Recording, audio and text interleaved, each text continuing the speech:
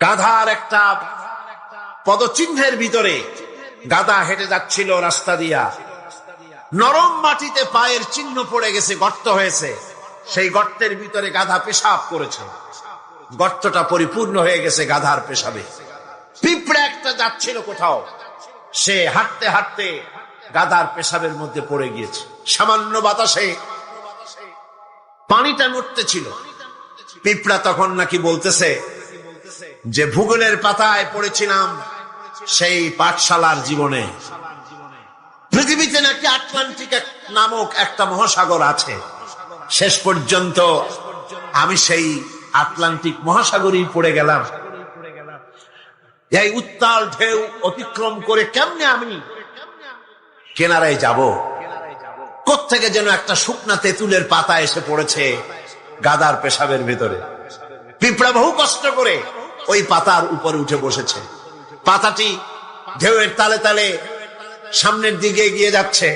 পিঁপড়া এখন খুব দাম্ভিকতার সাথে, অহংকারীর সাথে পিঁপড়া বলছে, ইতিহাসের পাতায় পড়েছিলাম পৃথিবীতে নাকি টাইটানিক নামক বিরাট এক জাহাজের অস্তিত্ব ছিল।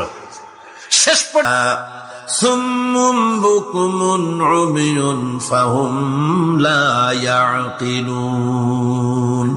আল্লাহ পাক বলেন, কাফেরদের দৃষ্টান্ত হচ্ছে এরকম, রাখাল যেমন তার জানোয়ারকে ডাকে। আপনাদের দেশে আছে না রাখাল গরুকে ডাকে, গরু এদিকে আয়, বলে না এদিকে আয়, অথবা ডাইনে যাবার সামনে যা। গরু থেকে বোঝে যে এদিকে আয় মানে আমারে ডাকতেছে, ওদিকে যা মানে আমারে সরে যেতে বলতেছে। এগুলো বোঝে? বোঝে নেই। আল্লাহ পাক বলেন, রাখাল যেমন চতুষ্পদ জানোয়ারকে ডাকে, জানোয়ার শুধু একটা আওয়াজ শোনে মাত্র, কিন্তু রাখাল কি বলে তা সে বুঝতে পারে না, শুধু একটা আওয়াজ শোনে। ও তো হলো বধির, ও হলো অন্ধ, ও হলো বোবা। অনুরূপ ভাবে যারা কাফের, তারাও কোরআনের কথা শোনে, হক তারা দেখে, হকের আওয়াজ তারা শোনে, কিন্তু ওই চতুষ্পদ জানোয়ারের মতো একটা আওয়াজ শোনে, কি বলে তা তারা বোঝে না। আল্লাহ পাক বলেন, কাফেরদের আমল হলো এরকম, যারা নাকি আমাকে অস্বীকার করেছে, তাদের আমল, তাদের কাজগুলি অবস্থা এমন যেমন মরুভূমির ভিতরে মরুচারীরা পথ চলতে গিয়ে দূরে দেখতে পায় পানি আছে, মনে করে তার কাছে যায়। যখন কাছে চলে গেল, যারে পানি মনে করেছিল, হাত্তা ইযা জাআহু লাম ইয়াজিদহু শাইয়া, যাকে পানি মনে করেছিল কাছে গিয়ে দেখলো কিছুই পেল না, পানি নাই। আছেন এরকম? মরিচিকা বোঝেন? এই যে চৈত্র মাস, বৈশাখ মাসের যখন প্রচন্ড রোদ হয়, তখন পিচ ঢালা রাস্তার উপরে দেখবেন দূরের থেকে মনে হবে যেন পানি চিকচিক করছে। আসলে কি পানি? না। মরুভূমির উপরে পথ চলতে গিয়ে এরকম দেখা যায়, বিরাট জলাশয়, মনে হবে অনেক পানি আছে ওখানে। যখন কাছে যায়, কাছে গিয়ে প্রান্ত হয় ওখানে গিয়ে পানিটা পান করার জন্য, আল্লাহ বলেন কাছে যখন যায়, হাত্তা ইযা জাআহু লাম ইয়াজিদহু শাইয়া, কাছে গিয়ে তখন কিছুই পায় না। এইভাবে মরিচিকার ভেতর মরিচিকা দেখে মরুচারীরা যেমন পানির জন্য ছুটে যায়, পানি পায় না, প্রাণান্ত হয়ে যায়। কাফির, বেঈমান, নাস্তিক, মুরতাদরা, তাদের সমস্ত জীবনের আমলগুলি এভাবে নিষ্ফল, কোনো দাম নাই, কোনো মূল্য নাই। তারা নিজেদের তৈরি করা মতবাদকে শান্তি আছে বলে মনে করে, শেষ পর্যন্ত দেখে কিছুই নাই। যেমন কমিউনিজম ৭২ বছর ধরে পৃথিবীকে কিছুই দিতে পারে নাই, জ্বালা দিয়েছে, যন্ত্রণা দিয়েছে, কষ্ট দিয়েছে, হতাশা দিয়েছে, ক্ষুধা দিয়েছে, দারিদ্র দিয়েছে, নির্যাতন করেছে, নিষ্পেষণ করেছে, মানুষের জন্য ভালো কিছুই করতে পারে নাই। বলেন পেরেছে নাকি? কি বলেন, পেরেছে? সুতরাং এভাবে গরিব ওরা মনে করে ভালো, আসলে তো ভালো না। আসল ভালো তো আল্লাহ রাব্বুল আলামিন যেটা বান্দার জন্য করেন, এর থেকে ভালো আর কিছু হতে পারে না। কি বলেন, পারে? পারে। যারা নাকি কাফের, আমাকে অস্বীকার করেছি, আমার আইনকে অস্বীকার করেছে, আমার সঙ্গে বিদ্রোহিতা পোষণ করেছে, আর এই অবস্থায় যদি তার মৃত্যু হয়ে যায় কুফরি হালতে, তাহলে আল্লাহ ফি সাবিলিল্লাহি লা ইস্তাউনা ইনদাল্লাহ, আল্লাহ পাক বলেন, হাজীদের পানি পান করায় আর মসজিদে হারামের খেদমত করে তোমরা কি তাদের সমান হতে চাও যারা নাকি আমার উপর ঈমান এনেছে, পরকালকে বিশ্বাস করেছে আর আমার রাস্তায় জিহাদ করেছে। এই উভয় দল সমান আমার কাছে সমান হতে পারে না। লা ইস্তাউনা ইনদাল্লাহ, আমার কাছে এরা সমান নয়। হাজীদের পানি পান করানো কাফেরেরা পান করাতো আর মসজিদে হারামের খেদমত করতো, এই দিয়ে তাদের মনের মধ্যে একটা ফখর ছিল যে আমরাও তো মুসলমানের চাইতে ভালো কাজ কম করি না, আমরা হাজীদের পানি পান করাই, হাজীদের পানি পান করাই, তারপরে মসজিদে হারামের খেদমত করি, কম তো কিছু করি না। আল্লাহ বলেন যারা ঈমান আনলো, যারা আমার আখিরাতকে বিশ্বাস করলো, যারা আমার রাস্তায় জিহাদ করলো, জান দিল, মাল দিল, কখনো এই উভয় দল আমার কাছে সমান নয়। আল্লাযীনা আমানু ওয়া হাজারু ওয়া জাহাদু ফি সাবিলিল্লাহি বিআমওয়ালিহিম ওয়া আনফুসিহিম আ'যামু দারাজাতান ইনদাল্লাহ ওয়া উলাইকা হুমুল ফাইজুন। আল্লাহ পাক বলেন যারা নাকি ঈমান এনেছে আর আমার রাস্তায় হিজরত করেছে আর জিহাদ করেছে আমার দ্বীনকে প্রতিষ্ঠা করার জন্য, মাল দিয়ে আর জান দিয়ে, আমার কাছে তাদের বিরাট মর্যাদা।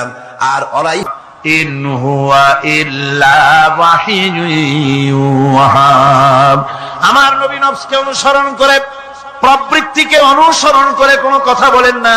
আমার নবী যেটা বলেন সেটা হলো ওহী, আমি যা বলতে বলি তাই তিনি বলেন।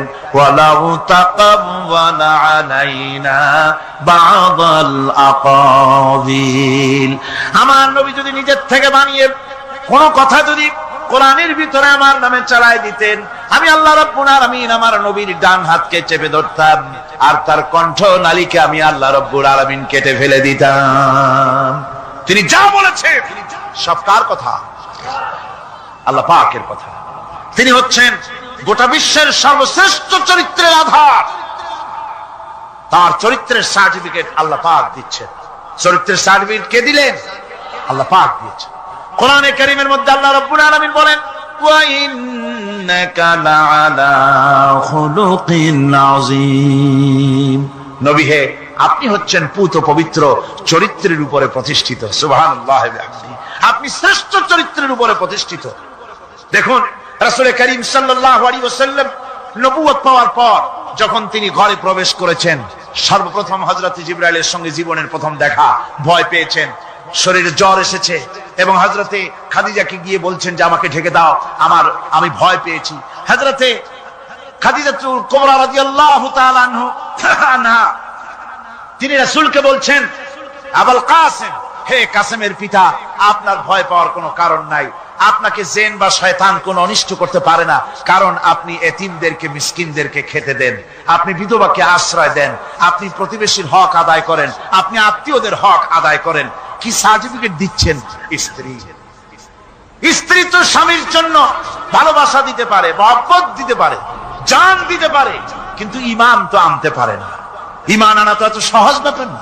কিন্তু রাসূল করিম সাল্লাল্লাহু আলাইহি ওয়াসাল্লাম যখন তাকে তাওহীদের দাওয়াত দিলেন, রিসালাতের দাওয়াত দিলেন এবং বললেন আমি নবী, হযরত খাদিজা এক মুহূর্ত দেরি করেন। হযরতে খাদিজা তার কাছে রাসূলুল্লাহ যখন রিসালাতের দাওয়াত পেশ করলেন, সঙ্গে সঙ্গে হযরত খাদিজা পড়ে নিলেন লা ইলাহা ইল্লাল্লাহু মুহাম্মাদুর রাসূলুল্লাহ। জোরে সোরে পড়েন লা ইলাহা ইল্লাল্লাহ, লা ইলাহা ইল্লাল্লাহ।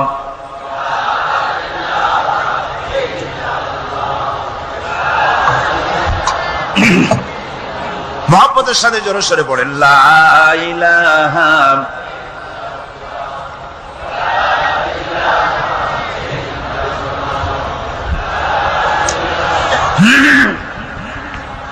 লা ইলাহা ইল্লাল্লাহু মুহাম্মাদুর রাসূলুল্লাহ। আমার বন্ধুগণ, রাসূল করিম সাল্লাল্লাহু আলাইহি ওয়াসাল্লামের উপরে স্ত্রী ঈমান আনলেন। খাদেম ছিলেন হযরতে যায়েদ। খাদেম তো তার প্রভুর জন্য জান দিতে পারে, মাল দিতে পারে, মহব্বত করতে পারে, সব পারে, খাদেম ঈমান আনতে পারে না, যেহেতু খাদেমের কাছে তার সাহেবের ইনস এন্ড আউট, তার ভেতর বাইরে সবকিছুই পরিষ্কার থাকে। হযরতে রাসূলের খাদেম ছিলেন হযরতে যায়েদ। হযরত যায়েদ তার উপরে যখন 15 বছর খাদেম ছিলেন রাসূলুল্লাহ, হুজুর যখন তার কাছে দাওয়াত পেশ করলেন, যখন রিসালাতের দাওয়াত পেশ করলেন, তাওহীদের দাওয়াত দিলেন, খাদেম যায়েদ একটু চিন্তা করলেন না, সাথে সাথে পড়লেন লা ইলাহা ইল্লাল্লাহু মুহাম্মাদুর রাসূলুল্লাহ। রাসূলের বন্ধু ছিলেন হযরত আবু বকর সিদ্দিক রাদিয়াল্লাহু তাআলা আনহু, 20 বছরের বন্ধু। কত বছরের বন্ধু? 20 বছর। 20 বছর বসে একজন বন্ধু আর একজন বন্ধুকে চিনতে মোটেই কিছু বাকি থাকে না। হযরত আবু বকর রাদিয়াল্লাহু তাআলা আনহু তার কাছে যখন রাসূলুল্লাহ নবুয়তের দাওয়াত পেশ করলেন, হযরতে আবু বকর রাদিয়াল্লাহু তাআলা আনহু এক মুহূর্ত দেরি করেন নাই, বলেছেন আপনার চরিত্র নবুয়তের চরিত্র। আগেই বুঝতে পেরেছি সাধারণ মানুষের চরিত্র এমন হতে পারে না। তিনিও কালেমা পড়ে মুসলমান হয়ে গেলেন। সাহাবায়ে কেরাম রাসূলের প্রতি এই মোহাব্বত, এই শ্রদ্ধা তারা পোষণ করেছেন। নবী তার চরিত্র দিয়ে মানুষের সামনে নিজেকে প্রকাশ করেছেন। তার চরিত্র দুই রকম ছিল না, চরিত্র একরকম ছিল।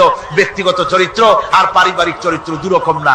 তার ব্যক্তিগত যে চরিত্র ওইটাই ছিল তার ঘরের চরিত্র, যেটা ছিল ঘরের সেটাই ছিল বাইরের। হযরত আয়েশা সিদ্দিকা রাদিয়াল্লাহু তাআলা আনহা সাহাবীদের প্রশ্নের জবাবে বলেছেন রাসূলের চরিত্র হচ্ছে কোরআন। রাসূলের চরিত্র কি? কোরআন। রাসূলুল্লাহ এই পৃথিবীতে কেন আসছেন? আসার কারণ হলো তিনি হচ্ছেন আদর্শ। আল্লাহর নবী বলেছেন লাকাদ কানা লাকুম ফি রাসূলিল্লাহি উসওয়াতুন হাসানাহ, তোমাদের জন্য গ্রহণযোগ্য মহত্তম আদর্শ হতেছে তোমাদের রাসূল। তোমাদের রাসূলের ভিতরেই তোমাদের আদর্শ রয়েছে, তার কাছ থেকে তোমরা আদর্শ গ্রহণ করো। তিনি এতিমের আদর্শ, শিশুর আদর্শ, কিশোরদের আদর্শ, যুবকের আদর্শ, তরুণের আদর্শ, বৃদ্ধের আদর্শ, পিতার আদর্শ, নানার আদর্শ, স্বামীর আদর্শ, সেনাপতির আদর্শ, শ্রমিকের আদর্শ, রাষ্ট্রপ্রধানেরও সকলের জন্য আদর্শ। যেই যুগে বেহায়াপনার উলঙ্গপনা দিয়েছিল সমাজ ভর্তি, আল্লাহর ঘর তাওয়াফ করে নারী আর পুরুষেরা উলঙ্গ হয়ে, সেই যুগে রাসূলুল্লাহ যখন কাবা শরীফ রিকনস্ট্রাকশন হচ্ছিল, পুনর্নির্মাণ হচ্ছিল, তখন তিনি বহন করছিলেন পাথরগুলি মাথায় করে। তার চাচা তাকে বললেন তোমার তো বড্ড কষ্ট হচ্ছে, তুমি এখন এইটাকে ঘাড়ের উপরে, লুঙ্গিটা খুলা ঘাড়ের উপরে রেখে তারপর এটা বহন করো। হুজুর যখন লুঙ্গির গিরায় হাত দিয়েছেন খুলবেন এই চিন্তা করে, ঘাড়ের উপরে রেখে পাথর বহন করবেন, লুঙ্গির গিটে হাত দিয়েছেন, খোলেন নাই। লুঙ্গির গিটের উপরে হাত রেখে তিনি চিন্তা করলেন এতগুলি লোকের সামনে কাপড়টা খুললে পরে কি শরম হবে। কাপড়টা খোলেনি নাই, শুধু খুললে পরে কি লজ্জা হবে। এই আগাম শরমের অনুভূতিতে মুহাম্মদ সাল্লাল্লাহু আলাইহি ওয়াসাল্লাম বেহুশ হয়ে জমিনের উপরে পড়ে গেছে। আদর্শ কাকে বলে? শিশুর আদর্শ, কিশোরের আদর্শ, স্বামীর আদর্শ, পিতার আদর্শ, নানার আদর্শ, গোটা পৃথিবীর সমস্ত মানুষের আদর্শ রাসূল করিম সাল্লাল্লাহু আলাইহি ওয়াসাল্লাম। তার কাছে তিনি স্ত্রীদের আদর্শ ছিলেন, তিনি নানার আদর্শ ছিলেন। ইমাম হোসেনকে তিনি কোলে নিচ্ছেন, ঘাড়ে উঠছে বাচ্চা, বুকের উপরে উঠছে। একজন সাহাবী বলছেন হুজুর বাচ্চা পেলে আপনি এত আদর করেন, আমার তো ৬-৭টা ছেলে মেয়ে, আমি মোটে কোলেও নি না আর জীবনে একবার সুমাও খাই না, আমার মোটে ইচ্ছাই করে না। হুজুর বললেন আল্লাহ যদি তোমার দিলের মধ্যে রহম পয়দা না করেন তো আমি কি করতে পারি। হুজুর বাচ্চাকে নিয়ে আদর করছেন। ইমাম হোসেনকে বলছেন হোসেন কে বড় বলো তো, তুমি বড় না আমি বড়? হোসেন বলছেন নানাজি আমি আপনার থেকে বড়। আশ্চর্য কথা, তুমি আমার থেকে বড় কিভাবে? হোসেন বলছেন নানাজি বলুন তো আপনার পিতার নাম কি? হুজুর বলছেন আমার পিতার নাম আব্দুল্লাহ। হোসেন বলছেন এই আব্দুল্লাহ এই পর্যন্তই শেষ, আপনি তো আমার পিতার মতো পিতা পান নাই, আমার আব্বার মতো আব্বা আপনার আছে। আমার আব্বাকে বলা হয় আসাদুল্লাহিল গালিব, সমস্ত কাফেরদের জন্য বিজয়ী বীর বাঘ আমার আব্বা। এবং আমার আব্বা সম্পর্কে আপনি বলেছেন আনা মাদিনাতুল ইলম ওয়া আলিয়ুম বাবুহা, আমি হচ্ছে একটি জ্ঞানের রাজ্য আর আলী হচ্ছে সেই রাজ্যে প্রবেশের প্রধান তোরণ। আমার বাপের মতো বাপ আছে আপনার? হুজুর আশ্চর্য হয়ে গেলেন, বাচ্চা বলে কি? হোসেন বলছেন নানাজি এবার কন্ত দেখি, এবার বলুন তো দেখি আপনার মায়ের নাম কি? হুজুর বলছেন আমার মায়ের নাম আমেনা। হযরত হোসেন বলছেন এই আমেনা পর্যন্তই শেষ, কয়জনে চিনবে কর? আমার মায়ের মতো একটা মা আপনার আছে? আমার মায়ের মতো একটা মা আপনি পেয়েছেন? আমার মাকে চেনেন? আমার মা হচ্ছেন জান্নাতের সাইয়্যিদাতুন নিসা, জান্নাতের সমস্ত মহিলাদের সরদারিনী আমার মা ফাতিমাতুজ জাহরা রাদিয়াল্লাহু তাআলা আনহা। আমার মায়ের মতো একটা মা আপনি পেয়েছেন? হোসেন বলছেন, নানাজি আরো বলবো নাকি? কয় হ্যাঁ বলো। বলছেন, নানাজি এবার কম তো দেখি আপনার নানার নাম কি? হুজুর বলছেন, আমার নানার নাম আব্দুল ওয়াহাব। হোসেন বলছেন, এবার আপনি মানুষের কাছে জিজ্ঞেস করেন কয়জন এই আব্দুল ওয়াহাব রয়েছেন? আপনি কি আমার নানার মতো একটা নানা পেয়েছেন? আমার নানাকে আপনি জানেন? আমার নানা সাইয়্যিদুল মুরসালিন, আশরাফুল আম্বিয়া, রাহমাতুল লিল আলামিন, বিশ্বনবী জনাবে মুহাম্মদ রাসূলুল্লাহ সাল্লাল্লাহু আলাইহি ওয়াসাল্লাম।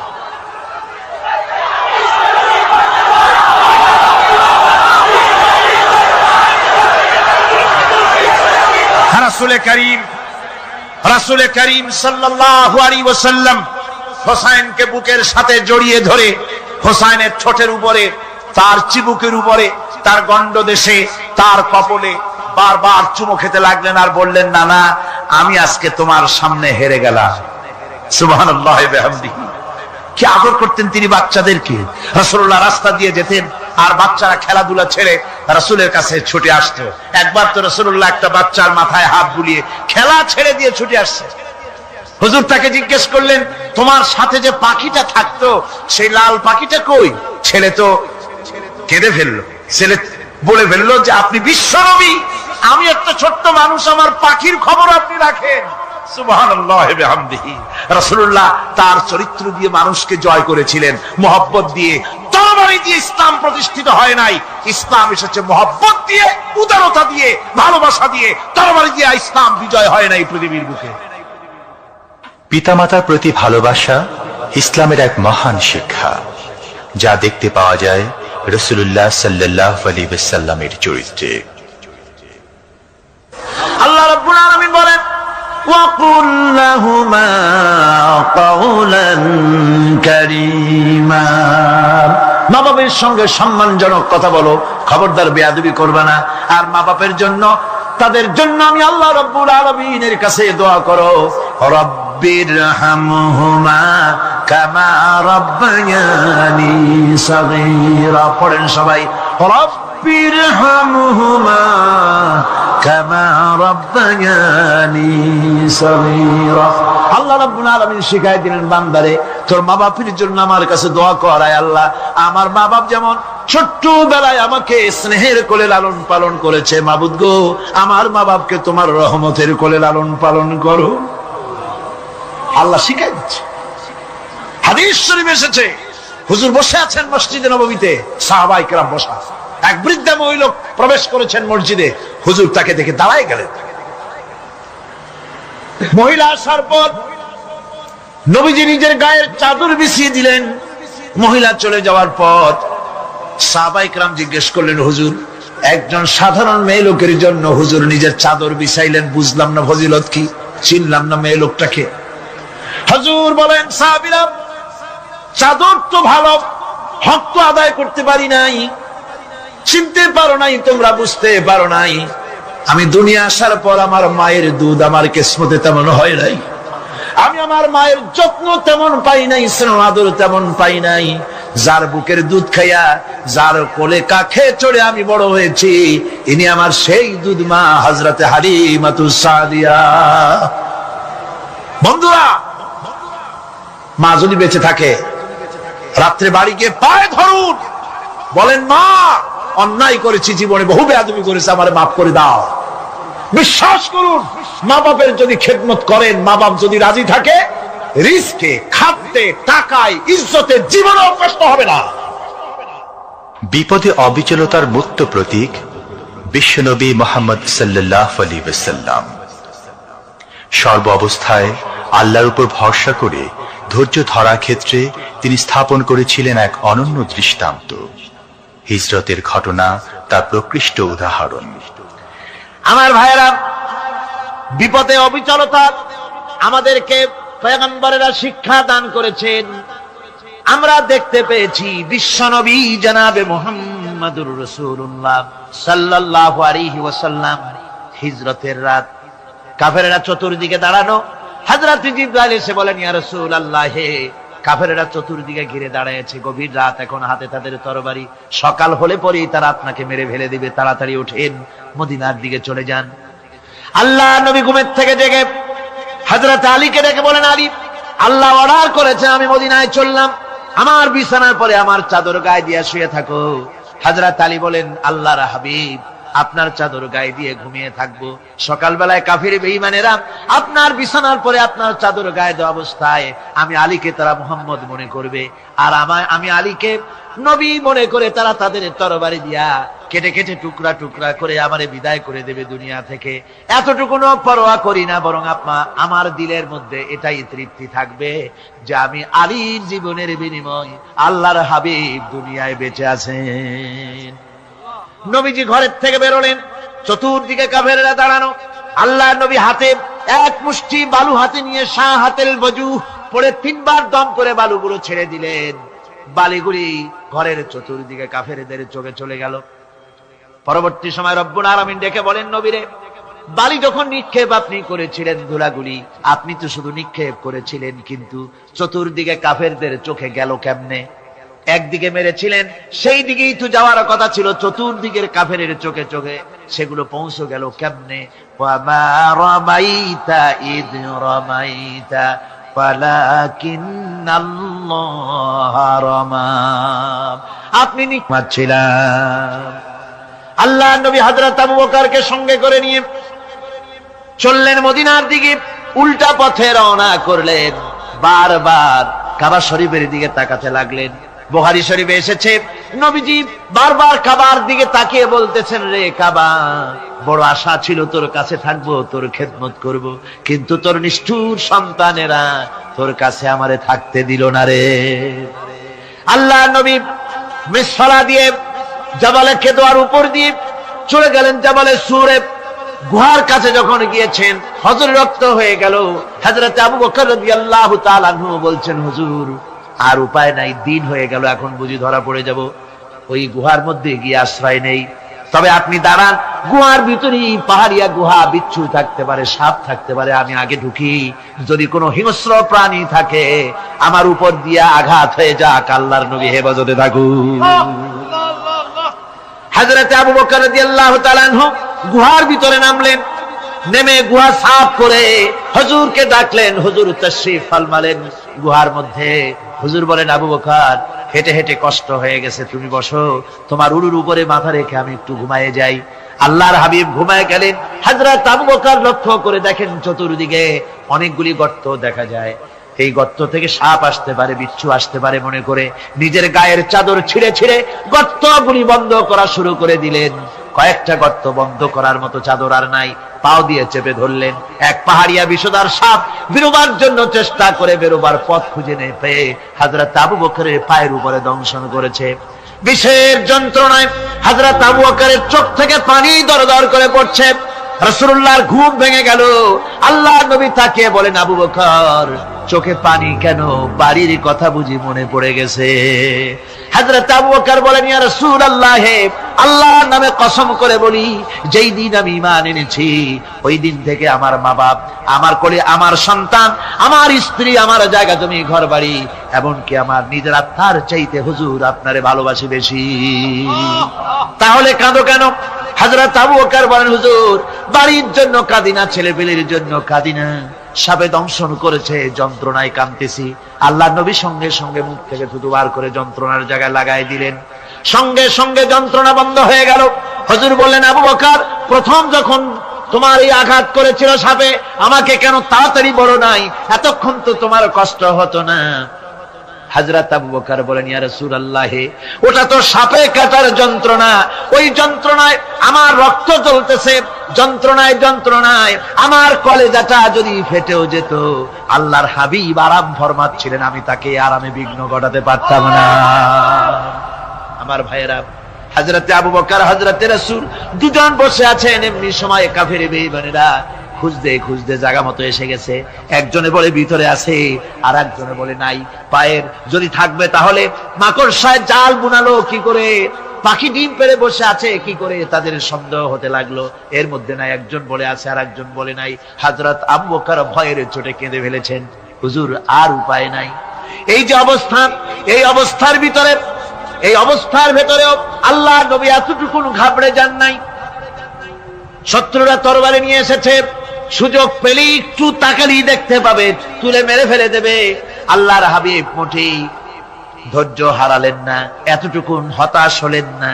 আল্লাহ পাকের হাবিব তার সাথীকে কি বললেন? তখন কোরআনে কারীম সূরা তাওবার মধ্যে আল্লাহ তা উদ্ধৃত করেছেন মুমিনদের জন্য, ইযহুমা ফিল গার ইয ইয়াকুলু লিসাহিবিহি লা তাহজান ইন্নাল্লাহা মা'ানা। ও আমার সাথী, ও বন্ধু, ভয় করো না, চিন্তা করো না, আমরা মাইনরিটি নই, আমরাই মেজরিটি। তার কারণ আল্লাহ আমাদের সাথে আছেন। সুবহানাল্লাহ। রাসূলুল্লাহ সাল্লাল্লাহু আলাইহি ওয়াসাল্লাম অত্যন্ত সাদাসিধে জীবন যাপন করতেন। হিজরত করে মদিনায় গিয়ে ইসলামী রাষ্ট্র কায়েম করার পরও তার দায়িত্বটা কাটেনি।